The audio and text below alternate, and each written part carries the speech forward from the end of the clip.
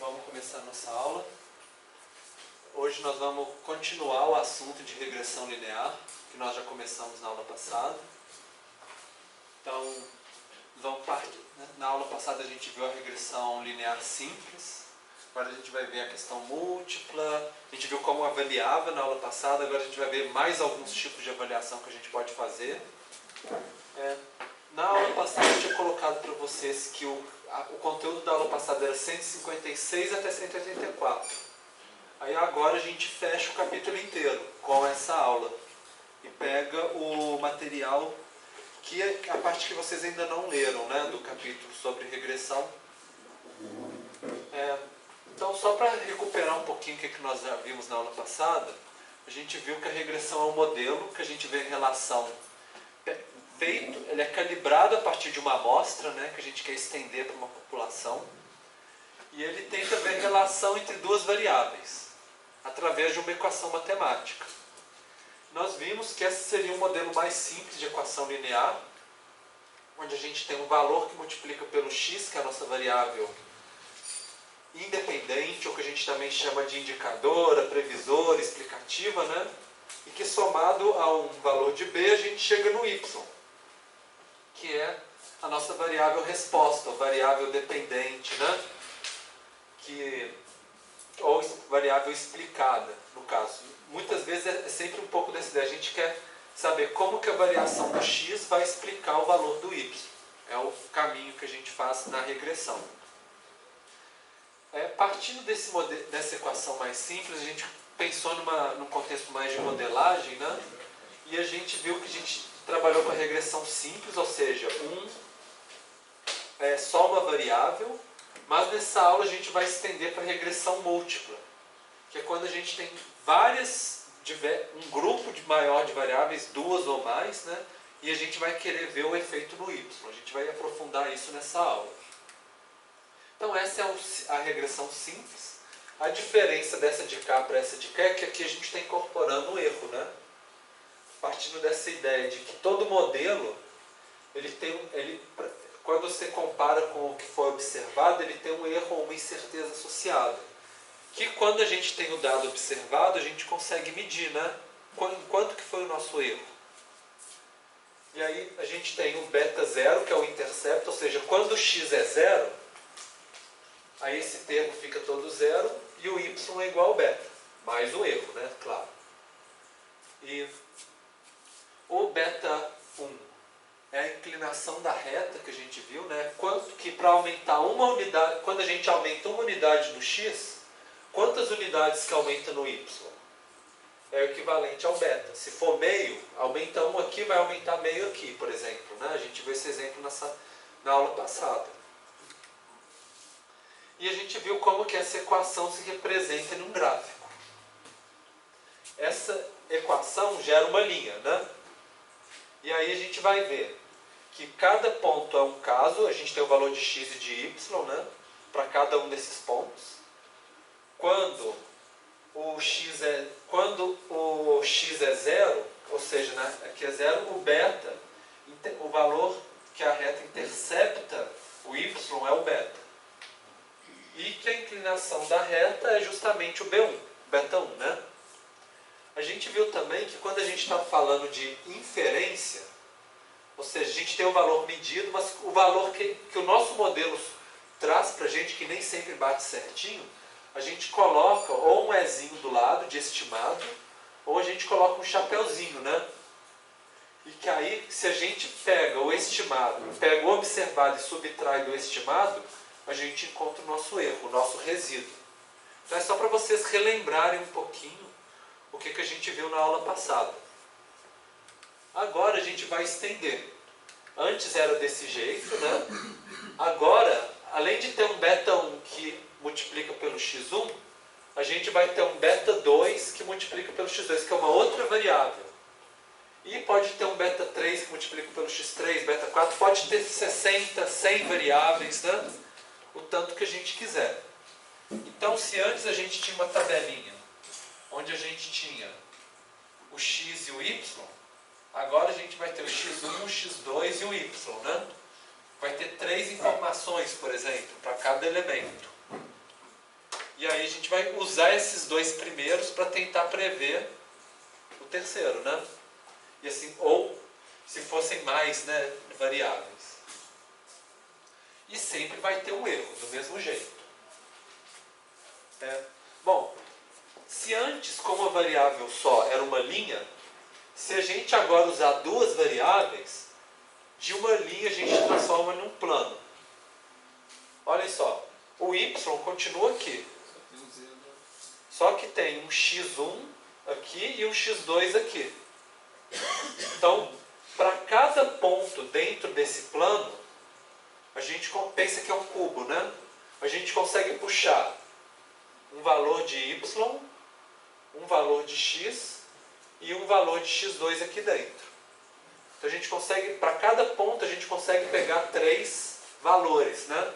Que é os 3 valores da nossa tabela. E da mesma maneira, esse modelo nosso vai ter um erro. Só que se antes a gente calculava o resíduo, né, era a distância do ponto até a linha, agora a gente pode calcular o nosso resíduo a distância do ponto até o nosso plano. Ele está aqui do mesmo jeito, vai ter erro do mesmo jeito. E o que acontece se o x1 e o x2 ambos forem zero o valor? Aí ele vai tocar o eixo y no beta zero, né? Que é o beta zero aqui. Que aí ele vai tocar aqui. Essa é um pouco a ideia. Aí seria a média. Seria o valor quando as outras variáveis são zero. Só isso. Pode ser a média ou pode não ser, tá? E assim, se fossem mais do que duas variáveis, por exemplo. Se duas já é um plano, né? Já é um cubo. Aí teria... Aí é o que a gente chama de hiperespaço. São muitas dimensões, não dá pra gente representar graficamente. Mais de já 3 variáveis já seria hiperespaço. São múltiplas dimensões, né? Que matematicamente a gente consegue trabalhar abstratamente, mas a gente não consegue visualizar. Mas sempre vai ser um modelo e que vai ter um erro também. E quando todas as variáveis forem zero, vai ter o beta zero que vai ficar sobrando na história, né? Bom, então a gente viu essa questão do beta zero já. E outra coisa importante, gente, é que na hora da gente pensar o que significa o beta 1, o que significa o beta 2 nessa expressão aqui. Antes, quando só tinha 1, né, a gente falava assim, quando aumenta uma unidade no x, aí você multiplica pelo beta e acha quanto que aumentou no y. Não era isso? Agora, a gente vai ter várias variáveis juntas. Então a gente pode falar isso, assim, olha, existe uma relação linear, que o beta 1 é um coeficiente igual a uma linha aqui, somente se todas as outras variáveis se mantêm constante. Pensa que é como se fosse um experimento de laboratório. A gente tem umidade, temperatura, né? Pressão, várias coisas. Se eu mudo só a temperatura, mas eu mantenho a umidade igual, aí eu vejo a mudança aqui para dentro da pressão. Agora, se eu quiser alterar a umidade, aí eu mantenho a temperatura constante, para ver o quanto que aumentando aqui, aumenta no de cá. Aí a gente consegue achar o beta 2. E assim por diante. É como se a gente travasse o restante do modelo, né? E pensasse na variação só de uma das variáveis. Aí a gente consegue traçar uma relação linear. Essa questão que a gente chama de manter todo o restante constante e mexer só em uma variável, é o que a gente chama de uma expressão em latim que usa muito na estatística, que chama ceteris paribus, que justamente significa mantendo o restante constante, né? Mantendo o resto parado. Para dar um exemplo para vocês, pensa numa historinha. Esse aqui é o cachorrinho Hot. Ele é um cachorro muito comportadinho, quando ele vai passear, ele sempre passeia direitinho, ceteris paribus. Ou seja, muito comportado quando o sol está brilhando, quando não tem nenhum bichinho passando na rua, aí ele é super comportável. Se acontece qualquer coisa de diferente, ele vira o demônio. Então, é mais ou menos o que acontece com os nossos modelos. Tipo, se você consegue travar tudo e mudar só uma variável, o modelo comporta igual uma linha bonitinha. Só que a vida real, gente, principalmente quando trabalha com dados sociais, a gente não consegue fazer isso, né? A gente não consegue travar tudo e mudar só uma característica. Vamos mudar só a renda das famílias achando que não vai mudar nada, né, de uma família para outra. Não tem isso.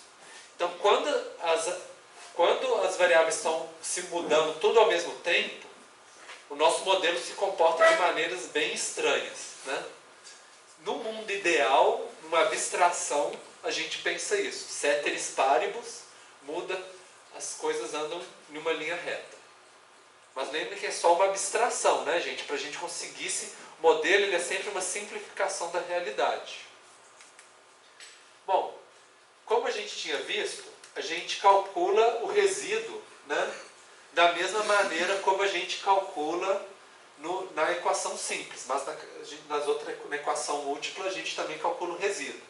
Então a gente vai calcular a qualidade do nosso modelo mais ou menos da mesma maneira que a gente fez na aula passada. Vocês lembram que a gente separou em 3 gráficos quando a gente faz o nosso modelo? Que a gente tinha a soma dos quadrados totais, que é como que o nosso modelo dá a diferença dos dados em relação à média, a soma dos quadrados do nosso modelo, que é o que o nosso modelo difere em relação à média, né? E a soma do quadrado dos resíduos, que é o que o nosso modelo não explica, né? Que é justamente os resíduos. A gente lembra que a gente eleva ao quadrado cada um deles e soma. Aqui a gente eleva ao quadrado cada um e soma. Eleva ao quadrado cada um e soma, que aqui é a variância, né? Que a gente já estudou. E aí, o que a gente espera para o nosso modelo? A gente espera que o nosso modelo seja melhor do que a média. A média é a nossa base de comparação, né? E a gente espera que os nossos resíduos sejam muito poucos, né? Que o nosso modelo explique como pouco resíduo. Então a gente quer que esse seja pouco, que esse aqui seja muito, idealmente, né? Que ele seja diferente da média e que ele não tenha resíduo. Normalmente é isso que a gente está esperando. E a gente vai usar esse mesmo raciocínio para regressão múltipla. Bom, só que a gente vai ter que fazer umas adaptações. Primeiro, vamos pensar na correlação. A correlação, a gente estudou com 2 variáveis, né? Como que uma variável está relacionada linearmente com a outra.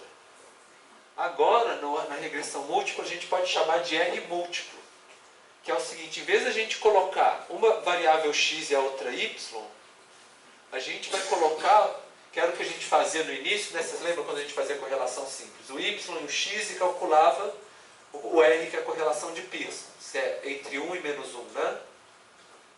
Agora, como a gente tem muitas variáveis na nossa regressão múltipla, a gente vai colocar aqui não o x mais, a gente vai colocar a saída do nosso modelo. Então, em vez de colocar o x aqui, a gente vai somar o resultado disso aqui tudo e vai colocar aqui a saída, o resultado. Só que no final ele vai funcionar igual um e o outro, né?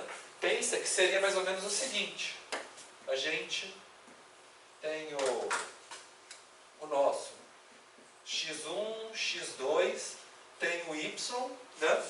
E aqui a gente vai fazer mais uma coluna com o valor estimado pelo nosso modelo. E aí a gente vai calcular a correlação desse com esse.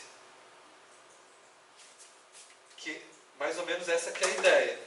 E aí com esses 2 valores a gente calcula a correlação do mesmo jeito. Eu tinha falado para vocês, o R, ele mede quão forte é essa relação e se é positivo ou negativo, né? Do R a gente calcula um outro parâmetro, que é o que a gente chama de R ao quadrado múltiplo. Que é o seguinte: se a gente calculou o R aqui, da correlação, a gente eleva ele ao quadrado, né? Quando a gente eleva ele ao quadrado, vocês lembram o que significa o R ao quadrado, gente?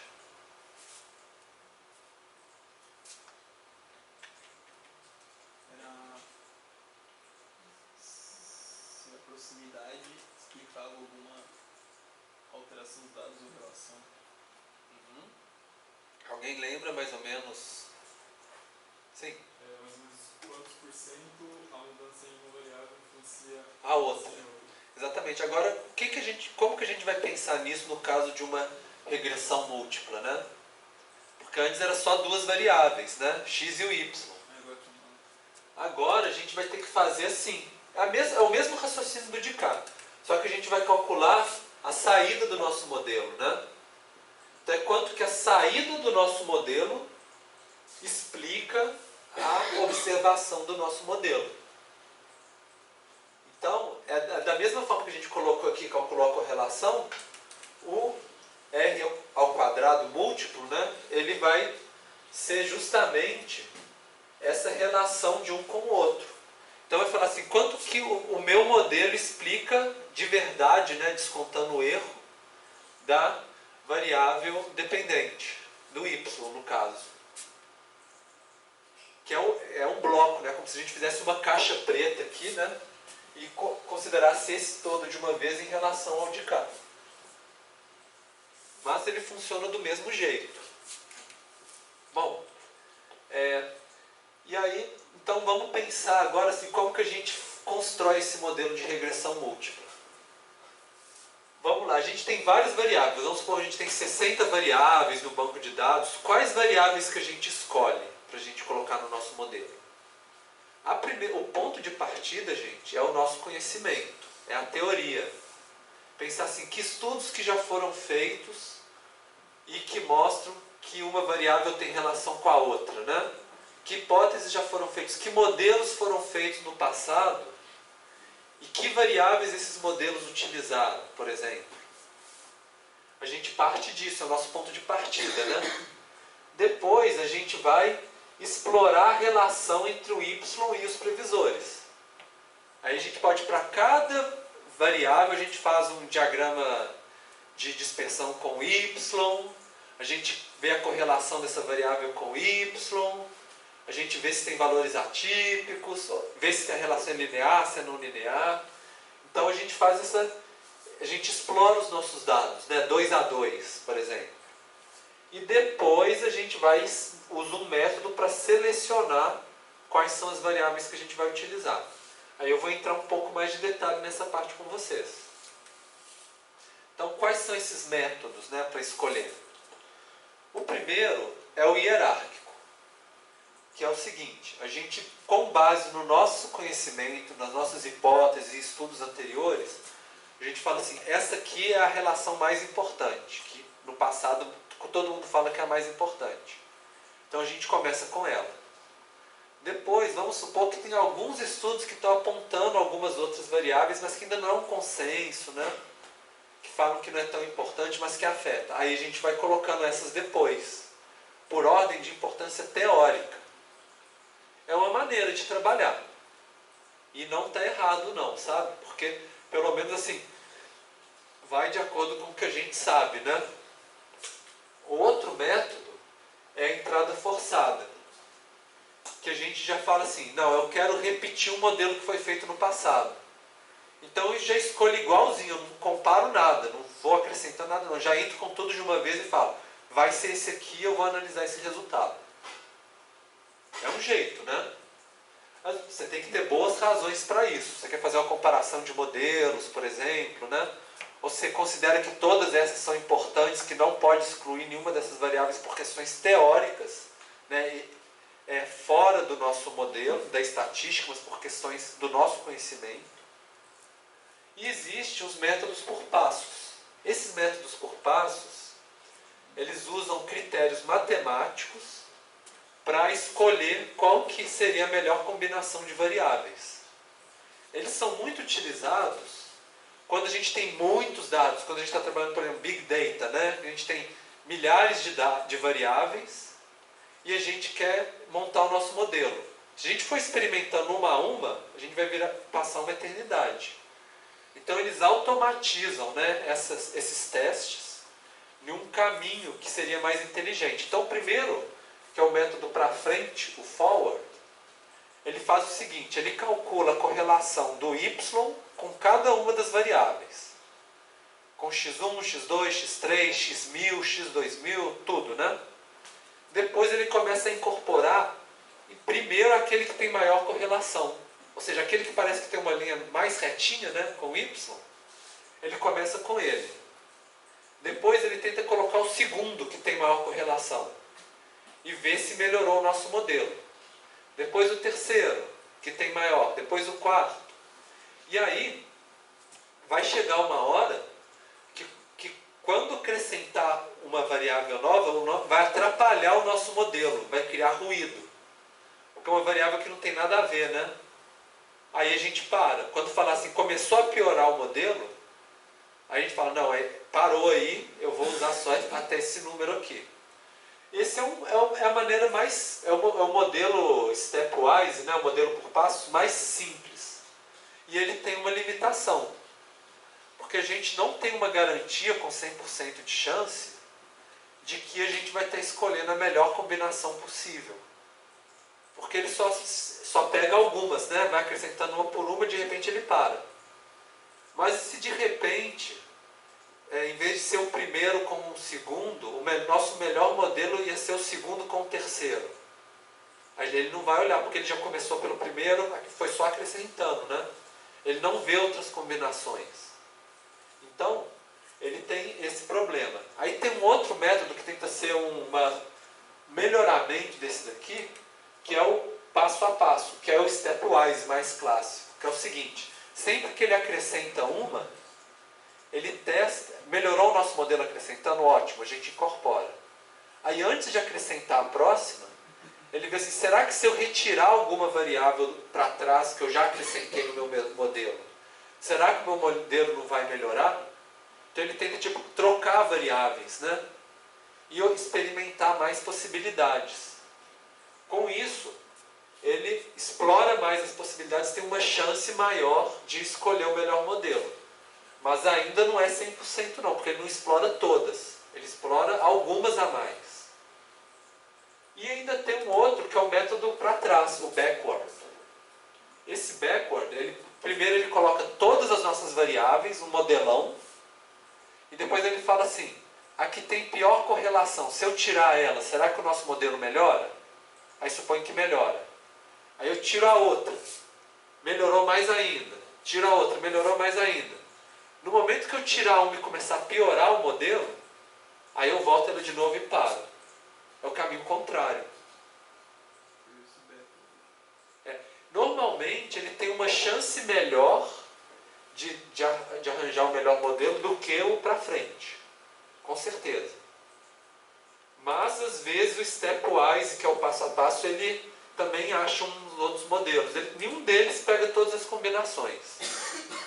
Se a gente quisesse pegar com certeza o melhor modelo, a gente teria que testar todos, né? Com 1, com 2, com 3, com 4, quais as combinações, ia ter que testar tudo. É o único jeito de saber. Aí ia demorar muito, né? Mas tem uns programas mais avançados, o SPSS não, que eles vão na força bruta. Tenta explorar todas as possibilidades. Você deixa um dia o computador rodando, aqueles mega computadores, e uma hora acha, né? Então o pessoal de estatística mais bruta, assim, às vezes usa isso, essa estratégia mais de força bruta de tentar todas as combinações. No caso dos trabalhos de vocês, gente, eu acho que vocês não precisam usar nenhum desses. Porque como vocês estão trabalhando com 2 ou 3 variáveis, no máximo 4, o mais importante é a questão teórica, a intuição de vocês, né? E vocês podem facilmente explorar todas as combinações possíveis. Não demora tipo 5 minutos, 10 minutos para vocês fazerem 5 modelos de regressão e explorar todas as possibilidades. E ver qual que é melhor. Então, não é, eu mostrei para vocês porque dá para fazer, né? Mas assim, vocês podem ir mais experimentando, pensando sobre a teoria relacionada a essas variáveis. Talvez vocês vão ganhar mais com isso do que tentando fazer um método automático. E tem essa ideia de que quanto menos, melhor. Quanto mais simples for o nosso modelo final, mais certeza a gente vai ter. Então é muito comum isso, a gente começa com várias hipóteses, muitas variáveis. Conforme a gente vai testando o nosso modelo, a gente vai excluindo fora.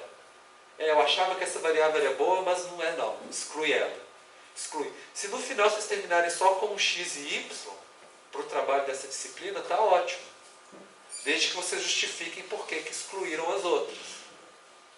Então, eu sei que nem, às vezes dói, né, a gente cortar assim, da própria carne. Assim, eu queria tanto que essa variável ajudasse a explicar, mas a gente tem hora que a gente tem que falar assim, não, olha, os testes estatísticos estão mostrando que é melhor o modelo mais simples.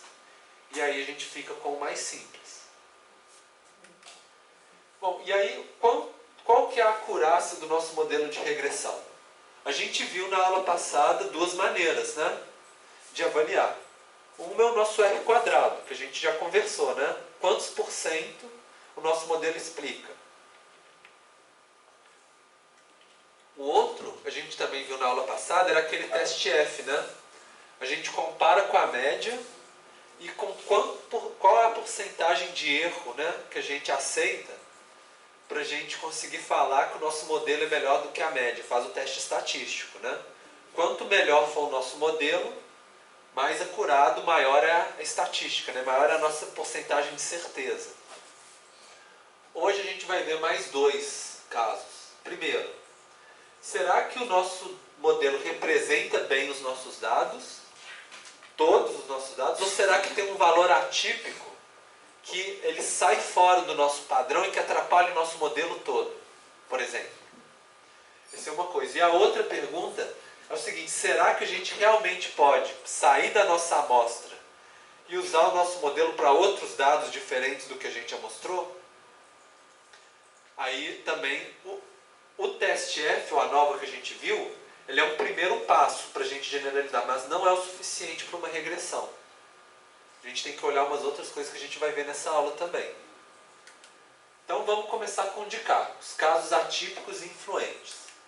Pensem nessa figura aqui. É um diagrama de dispersão de um experimento, onde a gente tinha o tamanho... Ou não, porque você pode falar assim, eu quero estudar só os lugares onde tem a doença. Então isso são escolhas, não tem uma regra fixa, né? Às vezes você escolhe porque é o que você consegue modelar com a sua ferramenta que você conhece, que você tem disponível também. Não adianta a gente tentar aplicar um método que não funciona para os dados também. Mas assim, essa escolha, se a gente vai descartar o nosso valor atípico ou não, antes de fazer essa escolha, a gente tem que investigar o porquê que ele tem esse valor. Por exemplo, por que ele não ficou ansioso? Será, por exemplo, que ele é cego, por exemplo, essa pessoa? Então a gente pode mudar o nosso objeto de estudo para pessoas que não são cegas, por exemplo. E aí justificaria a exclusão. Ou a gente pode pensar o que é, né? O que mais? Poderia inventar várias histórias assim. Mas talvez ele é o criador das aranhas, né? A pessoa que cuida das aranhas.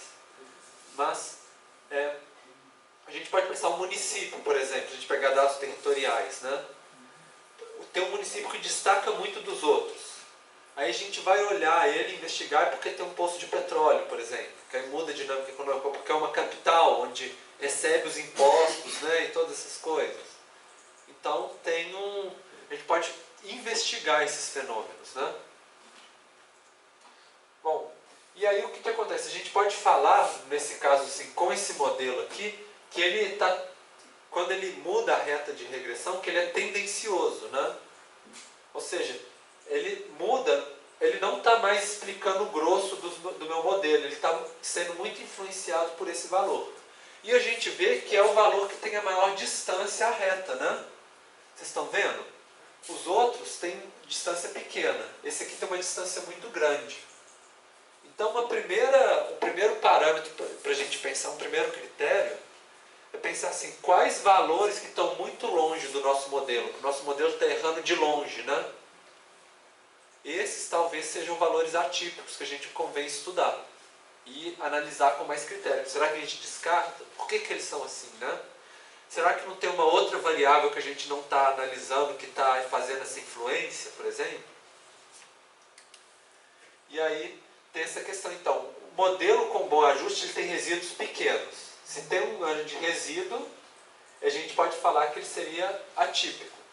Agora, o que é um grande resíduo? Aí, para a gente tentar ter uma ideia assim, do que é grande, do que é pequeno de distância ao nosso modelo, a gente tem que usar uma referência única, né? Só que cada modelo está numa escala diferente, tem uma unidade, os dados não têm valores grandes, outros pequenos. Para a gente ter um valor de referência, a gente faz a padronização. Padronização a gente já viu várias vezes ao longo do nosso curso, né? A gente pega o valor de cada caso, subtrai da média e divide pelo desvio padrão.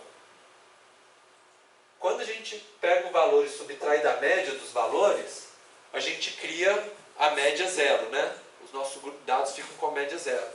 Quando a gente divide pelo desvio padrão, eles param de ser medidos nas unidades que eles eram medidos antes e passam a ser medidos em unidades de desvio padrão. Que aí a gente consegue comparar os modelos entre si. E aí, assim, partindo de uma ideia de que os nossos resíduos têm uma distribuição normal, por exemplo, então vamos supor que esses aqui são os nossos resíduos. Padronizamos, aí a média fica zero, né? E ele está sendo medido em desvios padrões, suponho. Quando a gente coloca uma linha de corte de 1,96 para lá e de menos 1,96 para o outro lado, a gente está falando assim, 95% dos nossos dados estão aqui no meio.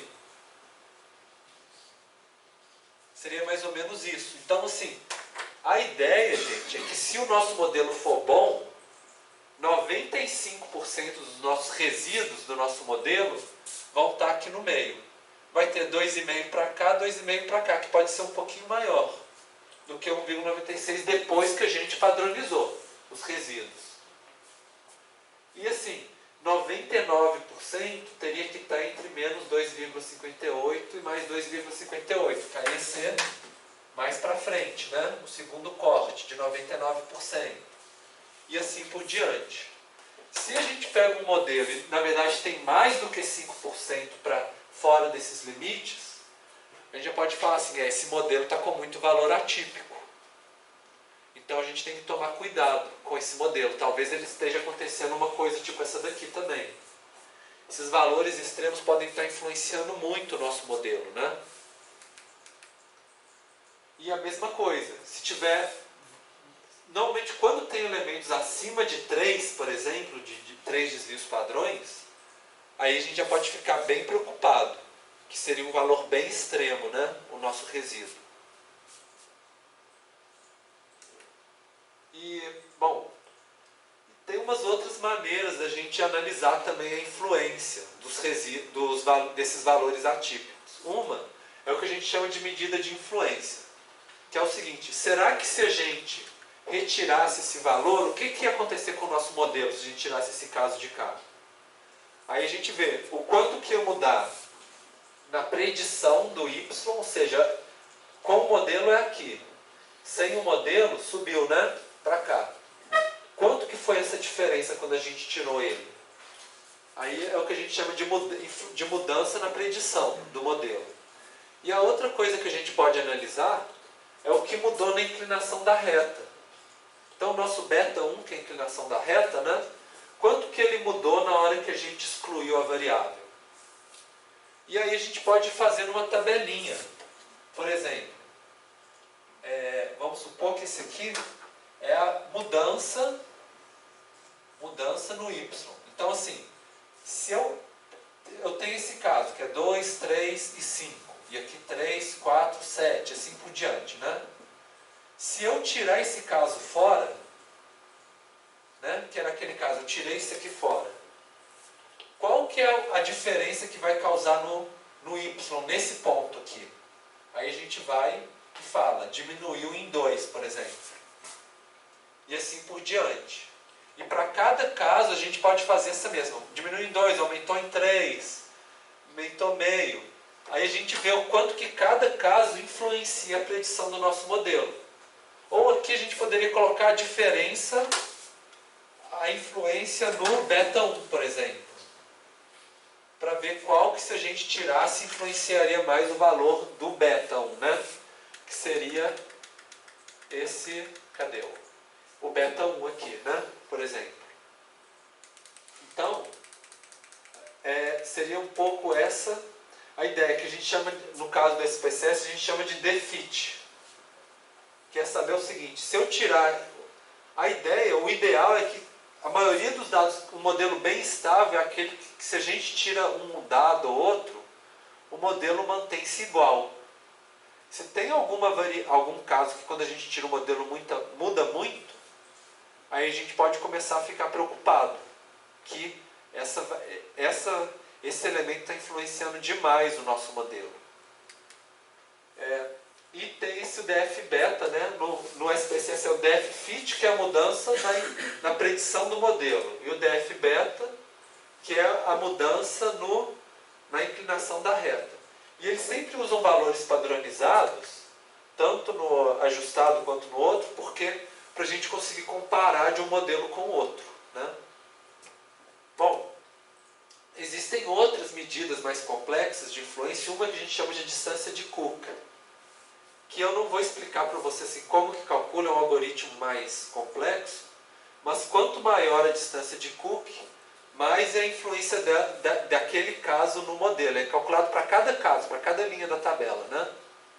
E a gente vê quais que influenciam mais, quais que influenciam menos. Um outro é o que a gente chama de influência, ou leverage, ou valores chapéus, né? Head values. Esses é o seguinte, ele divide entre todos os nossos casos qual que é a porcentagem de influência no nosso modelo de cada caso. Então a soma de todos os casos vai dar 1. O ideal que a gente quer é que seja mais ou menos a mesma influência dividida igualzinha para todos os casos. Ou seja, nenhum caso influencia demais. Mas se de repente tiver um caso que influencia 50%, por exemplo, aí só sobra 50% para as outras variáveis, né? Então ele faz uma influência muito grande. Essa que seria a ideia do leverage.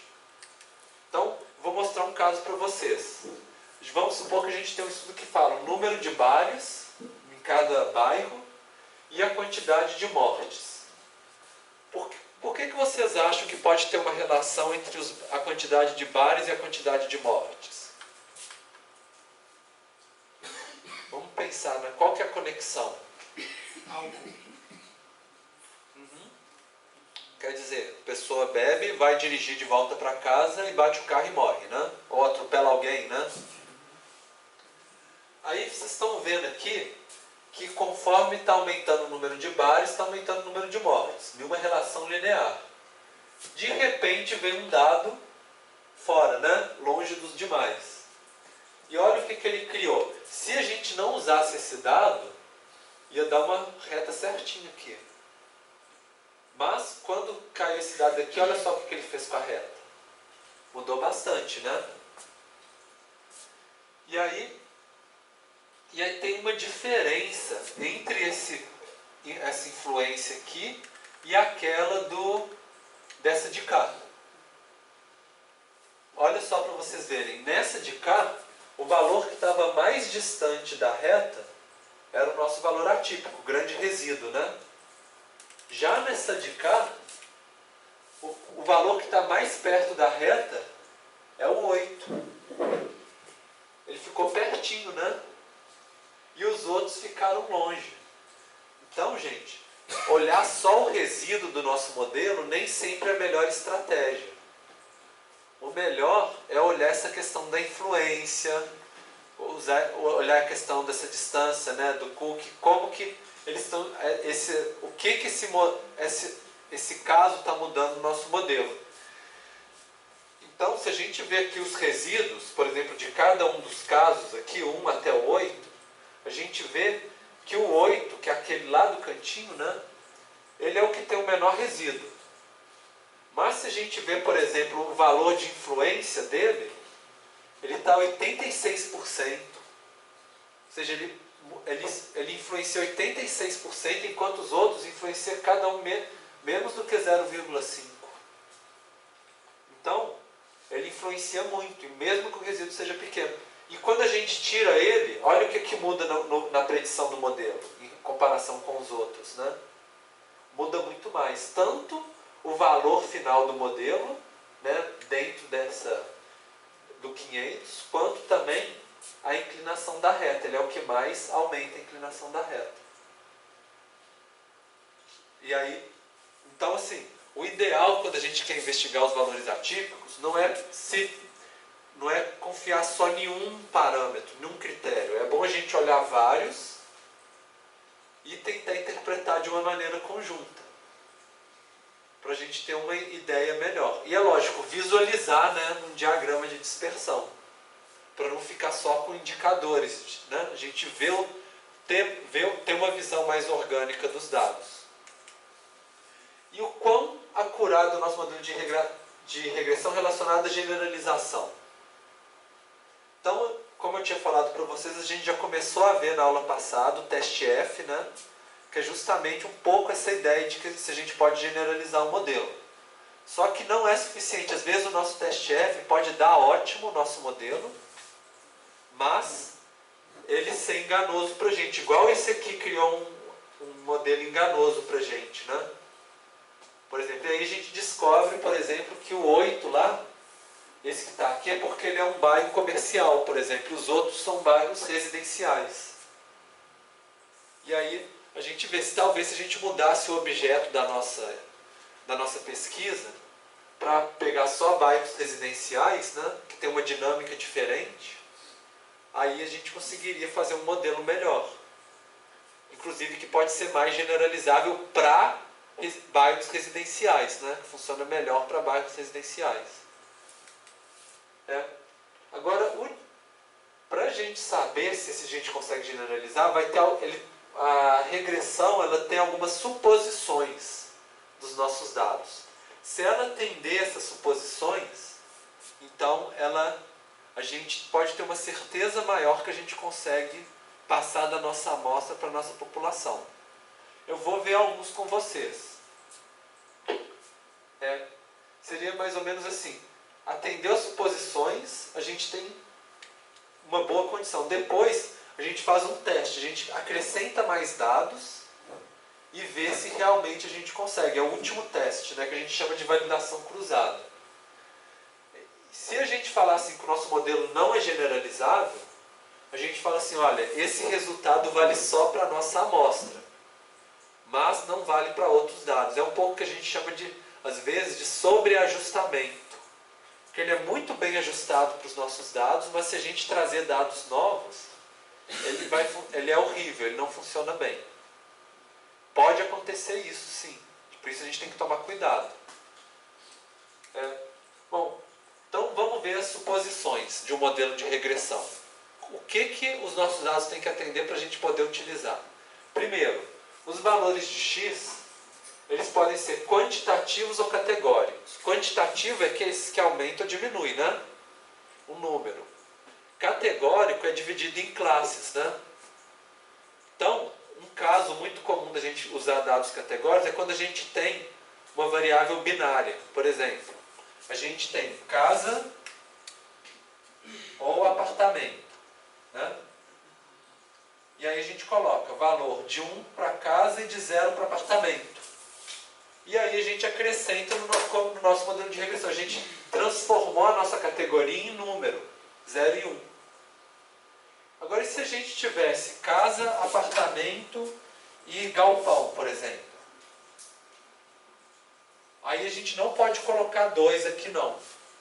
Para colocar no modelo de regressão, a gente tem que começar a fazer assim. É casa? Sim é igual a 1. Não é igual a 0.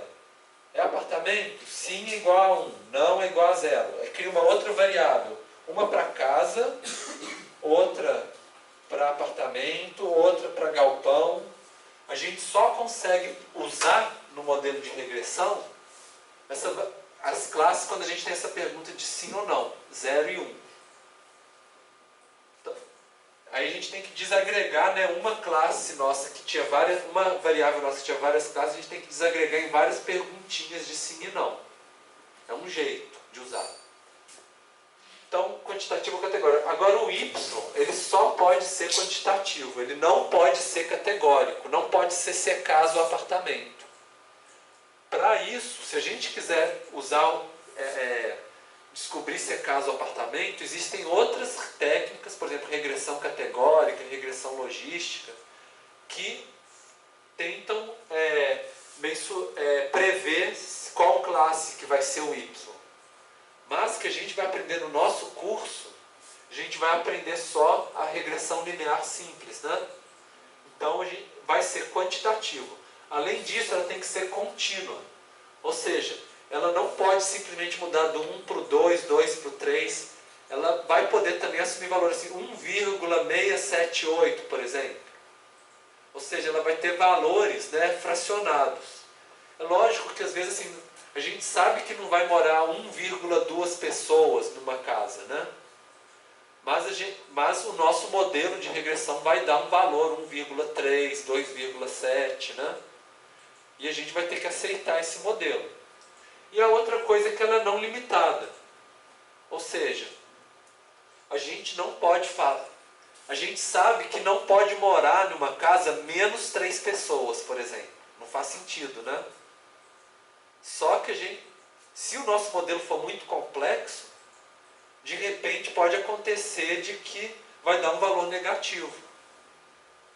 Se acontecer, aí a gente vai usar o nosso conhecimento externo e vai falar assim, olha, esse valor é impossível. Mas a gente não pode fazer um modelo que falando assim, eu vou fazer uma regressão e eu só quero que dê valor positivo para o meu Y na saída do modelo. A gente não pode fazer isso. A gente tem que deixar ele livre, o modelo livre, e depois a gente usa o nosso bom senso para interpretar os resultados. Né? Então, só para brincar um pouquinho com vocês, tem essa charge aqui que uma moça casou. Aí, ontem ela tinha 0 maridos, agora ela tem 1 marido. Aí o estatístico fala para ele, agora se você seguir essa tendência, até o final do mês você vai ter 31 maridos, né? Então pode encomendar muito bolo de casamento. É lógico que isso é uma brincadeira, né, gente? É extrapolação, mas a ideia, quando a gente faz um modelo estatístico, ele é uma reta que segue para o infinito. Se a gente não tiver o bom senso, nosso conhecimento fora do modelo, né, a gente pode estender essa reta tanto para cá, para o infinito, quanto para o negativo também. Falando assim, antes de ontem, então você tinha menos 1 marido, por exemplo, né? Se a gente for seguir essa reta para trás. Então a gente que vai definir qual que é o limite usável da nossa reta. Mas o modelo em si ele pode ser usado matematicamente tanto para cá quanto para cá, né? Então a gente tem que tomar cuidado com essas coisas e entender as limitações do nosso modelo. E outra suposição é que a nossa variável y ela é aleatória e normal. Então isso vocês já começaram a fazer numas aulas para trás. Lembra que vocês fizeram umas transformações para ver se melhorava a normalidade, né? O que mudava na simetria, na curtose, né? A ideia é que o nosso y seja normal. Se ele não for normal, a distribuição, aí a gente pode tentar fazer uma transformação igual vocês fizeram, né? Para ele ficar uma distribuição normal. Essa suposição é muito importante para uma regressão, principalmente quando a gente tem poucos dados. Por exemplo, 30 dados, menos do que 30. Aí se tiver menos do que 30 e a nossa distribuição não for normal, a gente pode ficar preocupado. Mas se tiver, por exemplo, mais de 4.000, 3.000 variáveis, aí normalmente o nosso modelo funciona mesmo que a distribuição não seja normal, tá? Mas teoricamente é sempre bom que ela seja normal. Além do y ter uma distribuição normal, que seria a distribuição normal, a gente também quer que os resíduos tenham uma distribuição normal. Se a gente fizer uma coluninha na nossa tabela, que seria o resíduo, né, o erro do nosso modelo, por exemplo. E aí, erro 2, erro menos 1, erro menos 3. Quando a gente fizer o histograma do nosso erro, a gente quer que ele tenha uma distribuição normal também. Normalmente, você fazendo o y ter uma distribuição normal, o resíduo, você contribui para que o resíduo tenha uma distribuição normal também. Um valor muito atípico no y provavelmente vai virar um resíduo no nosso no nosso modelo. Então, um está conectado com o outro de alguma maneira, né? Então, só para mostrar para vocês o que seria um resíduo normalmente distribuído. Pensa, gente, que isso aqui é o y e esse é o x, que pode ser às vezes mais do que uma variável, x1, x2, por exemplo, né? E aqui, pensa que isso aqui é um cubo, e aqui é a frequência, quantas vezes que acontece. Pensa mais ou menos o seguinte, se a gente tem uma reta de regressão aqui, se a gente pega um corte na nossa reta de regressão, a ideia é que tenha a frequência muito alta perto da reta de elementos e poucos elementos longe da reta. Aí se a gente pega um outro ponto na reta, é a mesma coisa. Que tenha muitos elementos próximos, aqui está o topo do histograma, e poucos elementos longe. Seguindo uma distribuição normal, seria mais ou menos isso. Então tem que ter um pouco de esforço para ver, né? Mas a ideia é assim, que tenham muitos pontos próximos da reta e poucos pontos longe, né? Que é a ideia de uma curva normal. É um pouco isso que é a ideia. Outra suposição da regressão linear é que seja linear a relação. Está no próprio nome do modelo, né? Então, se a gente vê uma relação linear que pode ser positiva ou negativa, mas que faz uma linha, a gente pode usar esse modelo. Se a gente vê que de repente tem uma linha assim curva, aí o nosso modelo não funciona bem. E aí a gente não pode generalizar da nossa amostra para a população, porque não atende essa suposição. O que a gente pode fazer quando tem uma relação não linear? A gente pode aplicar uma transformação em alguns dos nossos dados, né? Elevar ao quadrado, tirar a raiz quadrada, para que ele se transforme numa relação linear. Aí a gente pode usar o nosso modelo de regressão. A gente vai ver isso com um pouquinho mais de profundidade mais para frente. Existem modelos de regressão que a gente chama de não lineares. Mas a gente não vai ver no nosso curso. O SPSS até tem. Mas a gente vai ver só modelo linear no nosso curso, que é o modelo mais simples. E agora uma coisa que vocês têm que saber é o seguinte. Esse modelo aqui, por exemplo, beta 0, beta 1x, beta 2x2, por exemplo, embora está escrito aqui que está elevado ao quadrado, ele é linear. A gente pode usar uma regressão múltipla usando ele. Por quê? Porque isso aqui é como se fosse uma variável transformada. Então, se a gente fizer, por exemplo, a gente tem um x, e aí a gente tem um x ao quadrado, por exemplo, aqui na nossa tabela. A gente cria uma nova variável. Vocês já fizeram criação de variável na SPSS, né? E aí a gente usa o x e o x ao quadrado para prever o y. A gente pode fazer isso, não tem problema. Dá para fazer o modelo de regressão linear direitinho. O que não dá para fazer é usar uns modelos desse tipo, que a gente tem um número, um logaritmo ou um número elevado a x. Aí já dançou. Aí a regressão linear não consegue trabalhar com esse tipo de fórmula, de equação. São equações mais complexas, né? Aí precisa de outros modelos estatísticos para tratar. A gente não vai ver no nosso curso, a gente vai ver só até aqui.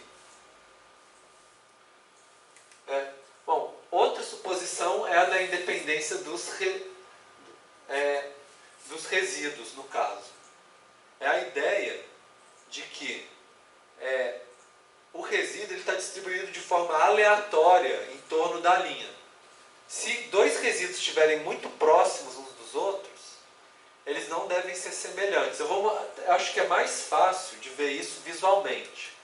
Pensa, a gente tem essa linha aqui. Esse é um modelo bom, olha só, gente. Um está para baixo da reta, passa um pouquinho, o outro está para cima, o outro está para baixo, né? Esse seria o modelo ideal. Metade está para cima, metade está para baixo. Agora, olha esse outro modelo aqui. Também é a mesma reta. Mas olha só, no início estão todos para cima, depois estão todos para baixo, depois estão todos para cima. Isso é o que a gente chama de autocorrelação dos resíduos. Significa que se eu pegar um resíduo aqui e ver que o outro está pertinho, eu quase que consigo estimar um a partir do outro, né? Eles têm valores muito semelhantes. Lembra um pouco a autocorrelação espacial, vocês não acham? Quando ele está próximo, ele tem valores semelhantes, né? Isso aqui, gente, a gente não quer para o nosso modelo. Se tiver isso aqui, é sinal de que o nosso modelo tem uma falha. Primeira coisa que a gente pode perceber é que talvez ele não seja um modelo linear, né? Ele parece que ele está seguindo uma curvinha, né? Existem umas funções, né, mais complexas que a gente não vai ver no nosso curso, função senoide, função cossenoide, que ela gera matematicamente esse tipo de forma, né? Que talvez seria melhor do que utilizar uma regressão linear, que é a que a gente vai utilizar, né? Bom, então, olhando esse gráfico de dispersão aqui, vocês acham que esse aqui, os resíduos estão autocorrelacionados ou não? O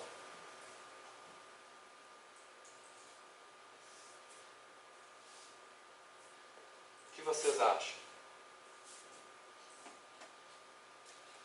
Ou eles estão aleatórios em torno da reta? Eu acho que eles têm uma autocorrelação. É? Por quê? Porque eu consigo enxergar uma tendência. No início eles estão muitos para cima, depois eles estão para baixo, né? Depois eles estão para cima de novo e a gente vê que eles estão agrupadinhos também, né? Tem uns grupinhos de casos, né? Isso não é legal, não é bom para o nosso modelo. Agora, se a gente forçar e tentar ver de uma outra maneira, vocês conseguem perceber que parece que tem uma tendência não linear? Se a gente tirasse essa reta fora, parece que faria uma curva aqui. Então, talvez se a gente fizesse uma transformação aqui no x, que é a temperatura nesse exemplo, né? Talvez a gente conseguiria fazer ele ficar uma reta. E aí a gente conseguiria fazer um modelo de regressão. E aí resolveria o problema da autocorrelação dos resíduos. Então vocês veem que a linearidade ou não está muito relacionada à correlação dos resíduos também. Uma outra suposição, e aí essa é um nome comprido, né? Mas que aos poucos vocês vão familiarizando. É a homocedasticidade. A homocedasticidade é um nome comprido, mas é fácil da gente olhar visualmente. É quando os valores estão bem distribuídos, por exemplo, numa linha reta. Quando não é homocedástico, ele é heterocedástico, que é quando num campo ele está muito concentrado, tem poucos pontos, e no outro ele está muito espalhado, tem muitos pontos. Então não é uma distribuição uniforme, né, na nossa reta de regressão. Lembra que homo é semelhante, né? Então semelhante ao longo da reta. Hétero é diferente, então a distribuição fica diferente ao longo da reta. É isso que está por trás, né? Se tiver homocedástico, nosso modelo é bom. Se for heterocedástico, a gente começa a ficar preocupado. A gente já começa a ver isso olhando para o diagrama de dispersão, né? Bom, a ideia é que seja tanto que seja regularmente disperso, quanto que tenha uma distribuição normal. Esse aqui é o mesmo gráfico que eu mostrei para vocês no slide anterior, né? A gente tem o y, os x, né, 1 ou mais x, e a frequência. Então, assim, seguindo a reta, a gente quer que sempre seja uma distribuição normal e que seja semelhante em todos os pontos da nossa reta. Então, vocês veem que a homocedasticidade e a normalidade dos resíduos, né, ela está ligada uma com a outra. E a gente tem a multicolinearidade. A multicolinearidade é outro nome grande, né? Mas que também, se vocês decomporem, vocês vão ver que tem sentido esse nome. Colinear é que um tem uma correlação linear um com o outro. Por exemplo, quando a gente viu fazendo o teste de correlação, né? Multicolinearidade é quando a gente tem várias variáveis e todas estão relacionadas entre si. Todas elas, se vocês pegarem par a par, vão ter uma alta correlação uma com a outra.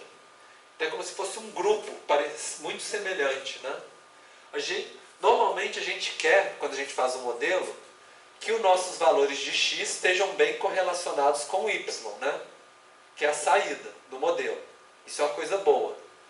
Mas uma coisa ruim para o nosso modelo é se os nossos valores de x, que a gente escolheu, as várias variáveis preditoras, se elas são semelhantes entre si.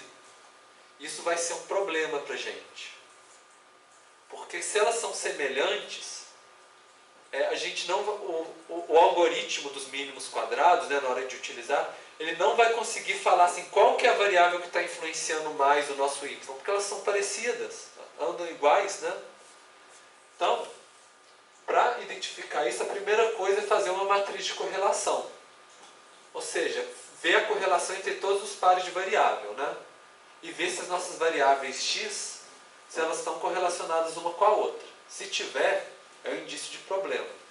Existe também um diagnóstico FIV, né, fator de inflação da variância, que ele é como se fosse um algoritmo que dá um valor que quanto mais alto for esse valor, mais a nossa variável ela está correlacionada com as outras, com as demais que são as preditoras, né, no caso. Então ele é como se fosse assim, um indicador para a gente ver onde que tem esse tipo de problema. Eu vou mostrar um caso, exemplificar, que talvez acho que vai ficar mais fácil para vocês. Vamos supor que eu quero fazer um modelo para explicar a taxa de emprego, por exemplo. Aí eu descubro que a taxa de emprego está muito relacionada à população. Municípios com muita população têm maior taxa de emprego, por exemplo. Mais empregos, né? E aí tem uma linha. Ó, muito bom, parece que esse modelo vai ficar bom, né? Aí a gente pega um outro que vê que domicílios também está muito correlacionado com a taxa de emprego. Então, olha, já temos duas variáveis boas, né? Depois a gente vê que a renda familiar está muito relacionada com a taxa de emprego. Lugares com alta renda tem mais pessoas empregadas. Um pouco menos linear, mas ainda é, né? Então, ó, parece que nós temos um super modelo se a gente juntar esses três. Só que a gente tem que ver se eles têm colinearidade entre si. Aí se a gente vê, olha só, por exemplo, renda familiar com população, eles têm uma relação. Domicílios com população, é lógico, né? Que domicílio com população vai ter uma relação. E renda com domicílios também vai ter. Então, de que adianta eu usar três variáveis que são praticamente iguais? Não faz sentido e vai só bagunçar o nosso modelo. Para vocês verem como é que bagunça, pense no esquema visual assim. Esse é o nosso modelo ideal. A gente tem duas variáveis explicadoras e é a que a gente quer explicar. Cada uma delas explica uma porcentagem da variação do y. Somando essas duas porcentagens, a gente vai ter o nosso R2, né? Explica 20% da variação do y. Então esse é o modelo mais simples, né? Se tiver multicolinearidade, fica assim.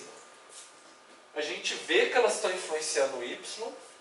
Tem uma parte que cada uma delas influencia separadamente, mas tem uma parte que elas influenciam juntas.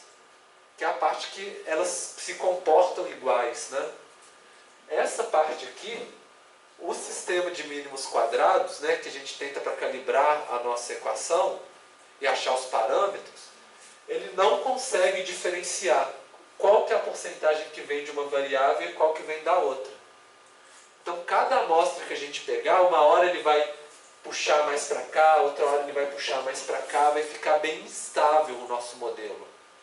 Porque não tem como, porque elas se comportam igualzinho, como é que eu vou saber qual que está afetando o y, por exemplo?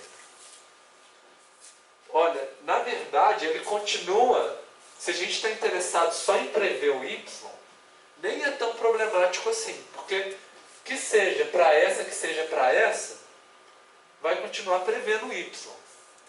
Só que às vezes, por exemplo, no meu modelo eu não quero só prever o y, eu quero saber qual que é a variável mais importante que está influenciando mais. Por exemplo, essa é uma informação interessante, né? Será que é a renda ou é a população total que influencia mais a taxa de emprego, por exemplo? Né? A gente não vai ter como saber, porque elas se comportam iguais, então a gente não sabe. Isso é uma limitação da multicolinearidade. E isso é um caso ainda simples. Pode ter uns casos que é assim, ó. A gente tem várias variáveis, mas elas são praticamente idênticas uma à outra. Aí, normalmente, o ideal é a gente só escolher uma delas, né? Porque para que a gente vai colocar um tanto de variável que, na verdade, é quase tudo igual? Não vai adiantar nada. A gente pega aquela que, teoricamente, a gente acha que tem uma relação mais forte com a variável que a gente quer prever. Só para vocês verem o efeito dessa instabilidade, pensa nesse gráfico aqui. Se tem baixa multicolinearidade, que por exemplo poderia ser esse daqui, se a gente pegar várias amostras, o nosso beta 1, que é a relação com x, ela varia. Toda vez que a gente pega uma nova amostra, calibra o modelo, ele vai mudar um pouquinho, né? Porque nenhuma amostra é igual à outra. Então a gente pensa que tem uma variação, mas em geral, ela se mantém perto de uma média, né? Se tiver muita multicolinearidade, eu falei para vocês, o modelo fica instável. Cada hora dá um valor diferente para uma variável. Aí a gente vê a variação, que seria essa linha aqui de baixo.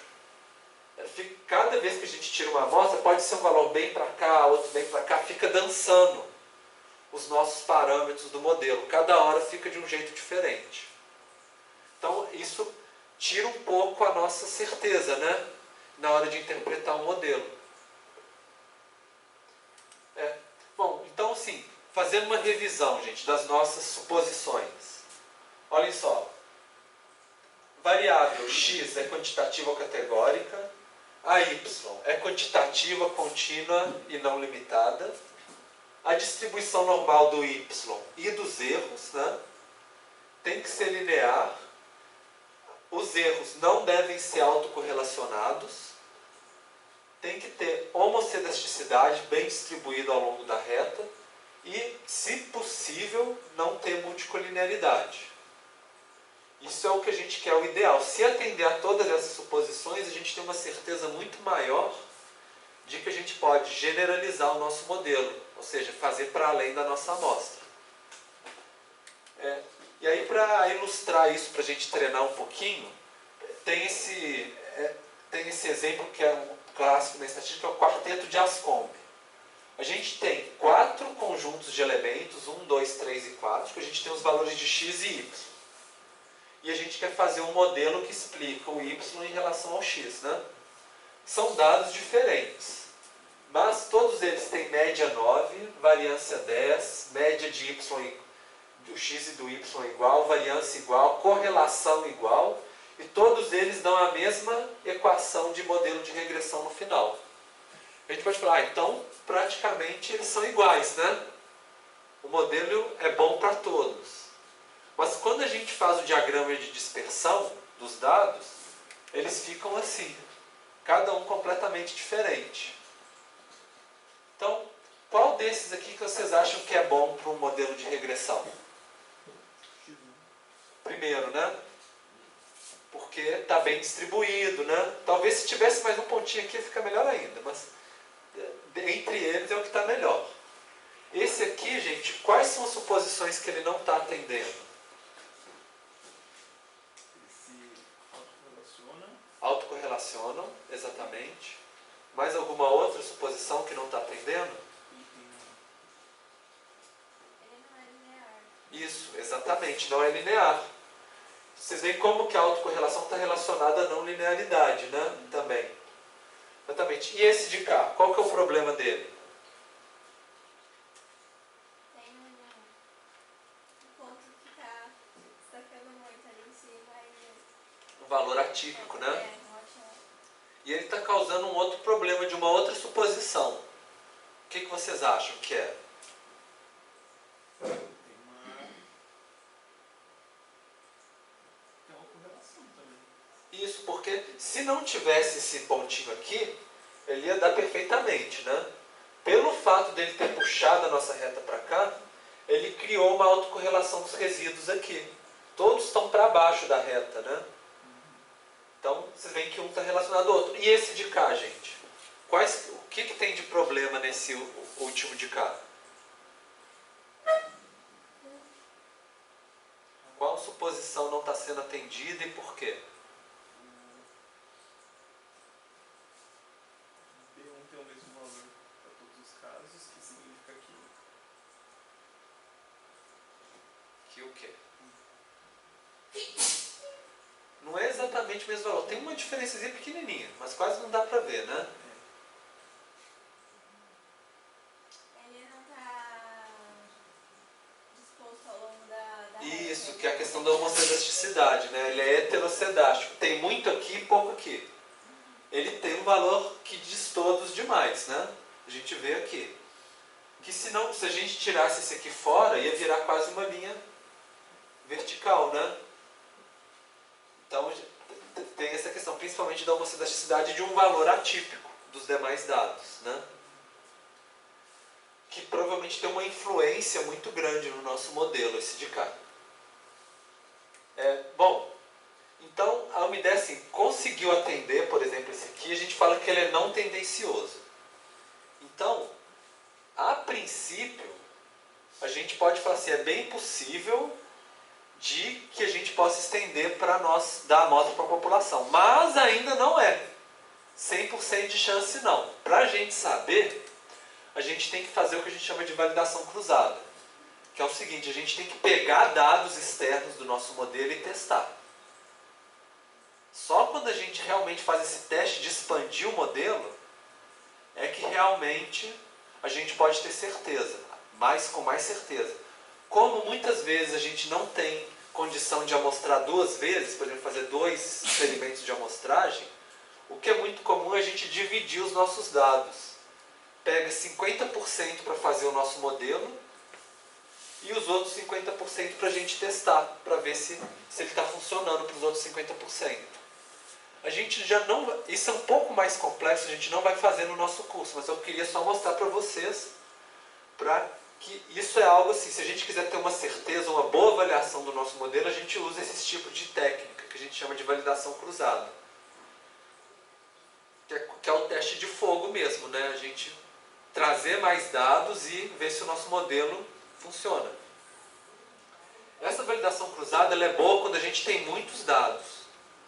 Porque se você tem 4.000, usar 2.000 para fazer o modelo, provavelmente seu modelo vai ser muito bom. Agora, se você só tem 10 dados, você perder 5 observações, usar só 5, aí é muito difícil a gente fazer um modelo. Então, tem essas questões também. Bom, agora, gente, para a gente encerrar a aula, que a gente também está chegando, né, eu vou tentar revisar com vocês mais uma vez essa questão do que a gente faz em uma regressão. Primeiro passo, ver se o y tem uma distribuição normal. Então, se não tiver, talvez a gente tenha que fazer transformações no y para ganhar uma distribuição normal. Eleva ao quadrado, tira o logaritmo, vocês já fizeram, né? Depois, seleciona variáveis x que existe uma razão para ter, né? Uma razão teórica, uma hipótese de vocês. Depois a gente começa a analisar par a par, por exemplo, faz diagrama de dispersão, matriz de correlação, para a gente ver, primeiro, se a relação do y com o x é linear ou não. Se não for linear, talvez a gente vai ter que transformar o x. Transforma o x até a gente ter uma relação mais linear. E aí é isso que a gente vai ver um pouquinho, tá? E é lógico, ver se as variáveis x entre si não tem muita multicolinearidade também. Se tiver, a gente tem que fazer essa observação no nosso modelo. Olha, o nosso modelo pode até prever bem, mas a gente não consegue saber com certeza qual que é a influência de cada variável, em separado. E agora vamos entrar aqui, só queria mostrar para vocês assim, quando a gente faz um logaritmo, cria esse tipo de curva. Quando eleva ao quadrado, faz esse tipo. Quando faz o inverso, né, que a gente também aprendeu, ele faz esse tipo de curva. Então, muitas vezes a gente vai usar esse tipo de função para fazer as transformações. Por exemplo, se tem uma reta nesse formato e a gente tira o logaritmo de uma delas, a gente consegue enretar. Se tiver um outro formato, tipo esse daqui, a gente faz 1 sobre y, a gente consegue enretar ela. Se vocês fossem formados em matemática, vocês iam conseguir saber, olhar assim, bater o olho, vou usar essa fórmula. Como vocês não são, o que vocês vão fazer? Vocês vão fazer testes. Eleva ao se vocês só fizerem essas 4, levar ao quadrado, raiz quadrada, logaritmo e inverso, já está muito bom para o nosso curso. E ver qual delas que ficou mais próximo de uma linha reta. É mais ou menos isso que se espera que vocês façam, né? E, então, você preparou as variáveis. Aí faz o ajuste do modelo. Ou seja, escolhe quais que vão ser as variáveis, né? Vê, por exemplo, se tem algum valor atípico ou não. Vê quais são as variáveis importantes, quais que geram o melhor modelo. E depois a gente vai e faz o ajuste. Depois que a gente faz o ajuste, a gente faz o diagnóstico. Se tem o R ao quadrado, se o teste, vê o teste F que a gente viu na aula passada, o teste para cada coeficiente. Tudo isso a gente fez inclusive no SPSS, né? E na aula de hoje a gente viu a análise dos resíduos e a multicolinearidade, que a gente também olha. Analisou isso, tá legal. Gente, eu vou parar. Não, ainda dá pra gente seguir mais um pouquinho, gente. 5 minutinhos, calma. Tô vendo gente saindo assim, mas a gente está quase chegando. Bom, só para rever um pouquinho a análise de resíduo com vocês, muitas vezes o gráfico de resíduo, ele fica na horizontal.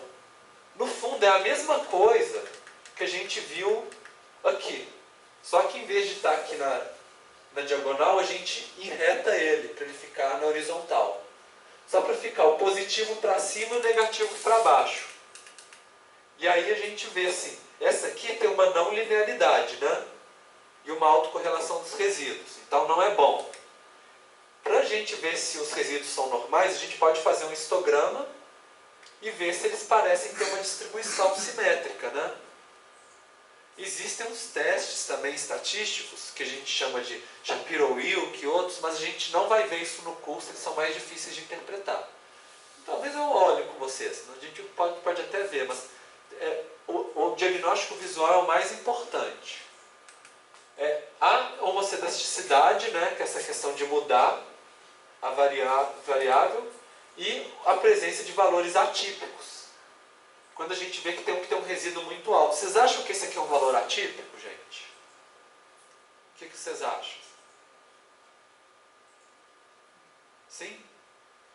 Eu teria uma dúvida, sabe? Lembra que eu falei para vocês que ele costuma ser... Esses aqui são valores padronizados, né? Que eu falei para vocês que ele é atípico normalmente quando ele é mais do que 1,96.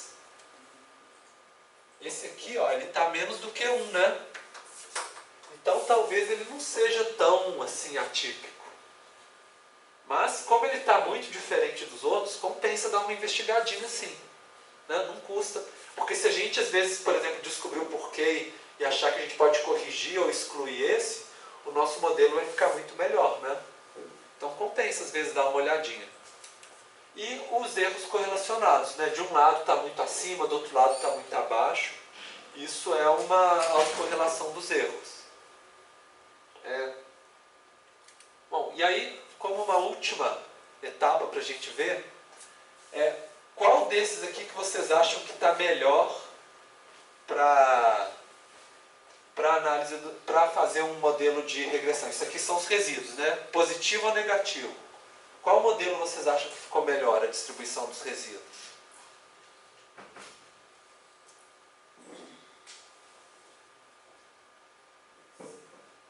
Oi? D e C. D, B e C? Isso são os resíduos. É o erro do nosso modelo. Esses não são. Oi? O último. Esse aqui? Embaixo? Esse aqui? Eu vou te falar que também não tá bom. Não. Esse aqui é o melhor de todos. Tá. Sabe qual que é a diferença desse para esse daqui? Normalmente a gente quer que a maior parte dos nossos resíduos seja zero. Tá. Muito próximo. Esse E esses eles estão mais distantes. Esse aqui você tem mais pontos próximos da linha. A gente vê que temos, por exemplo, tem heterocelasticidade, né? Esse aqui, por exemplo, que começa disperso, junta, depois disperso, é heterocelasticidade também. Mas esse aqui é o melhor, que seria o melhor modelo. Esse aqui está quase bom, mas só que ele tem uma distribuição que tem menos pontos próximos aqui do que esse de cá. Então esse aqui ainda é melhor ainda. Então é esse padrão que a gente deve procurar nos diagramas de dispersão de erro. Bom, gente, eu queria passar agora as atividades, então, para a semana que vem. Tem uma atividade individual e uma em grupo. O individual é vocês lerem um pouquinho a mais do capítulo 5. Essa parte aqui do capítulo 5 é uma prática no SPSS. Então é principalmente figura. E a ideia é que vocês abram o SPSS e vão lendo o livro junto com o SPSS. E aí eu coloquei lá no TDIA, na atividade, o arquivo para vocês abrirem. E aí vocês vão lendo o capítulo e vão usando o SPSS, para vocês irem aprendendo e praticando um pouquinho mais do que a gente viu nessa aula. E é relativamente rápido, viu, gente? Porque é muita figura, assim, é mais para vocês terem uma chance para praticar, cada um individualmente. E aí tem o texto falando como que interpreta, né? E em grupo é para vocês fazerem uma regressão simples. Então é só o que a gente fez na aula passada de terça-feira, né? Para água e renda. Vocês no grupo escolhem 2 variáveis e fazem uma regressão simples. Só para vocês interpretarem. Então primeiro vocês fazem um diagrama de dispersão e correlação, que vocês talvez já tenham até feito, né? Numa atividade anterior. E aí interpreta o que é o R2, o que é os coeficientes, o que o teste F está falando, os testes T de cada parâmetro estão falando. Vocês reaplicarem o que a gente fez na aula passada dentro com os dados de vocês, em grupo, tá? Esse também é um exercício relativamente rápido de fazer, mas que vocês têm que usar a cabeça para interpretar. A ideia agora é vocês praticarem. Tanto que na terça-feira que vem a gente vai ter mais uma prática de regressão em sala de aula, usando esse PSS, para vocês praticarem mais esses conceitos. E aí, seguindo o cronograma, para vocês lembrarem, né, o cronograma do curso, na quinta-feira a gente vai ter uma parte de assessoramento, para vocês aplicarem esses conhecimentos todos no trabalho de vocês, de dados, vocês vão ter um tempo no laboratório. E na terça-feira da outra semana já a apresentação parcial dos trabalhos de vocês. Que aí é para vocês aplicarem o máximo possível, né? E mostrarem aqui para todo mundo o que vocês conseguiram aplicar nos dados dos trabalhos de vocês. Então, para vocês irem se preparando, né? Por que a gente vai fazer. Então, assim, quem ainda não tem os dados do trabalho, gente, já está mais do que na hora de já ter, para vocês apresentarem alguma coisa, né? Daqui a 2 semanas, tá bom? Se alguém tiver alguma dúvida, por exemplo, esses dados aqui tem um site também, que é o site do livro, né? Que também dá para baixar, mas eu coloquei lá no TDIA também para vocês. Na atividade e no repositório dessa aula de hoje também, tá? Então era isso para a gente ver na aula de hoje. Aí a gente se encontra na terça-feira que vem, tá? E alguém tem alguma dúvida, eu também estou aqui à disposição agora, se alguém quiser conversar alguma coisa do trabalho, tiver alguma dúvida também, eu fico aqui, tá bom?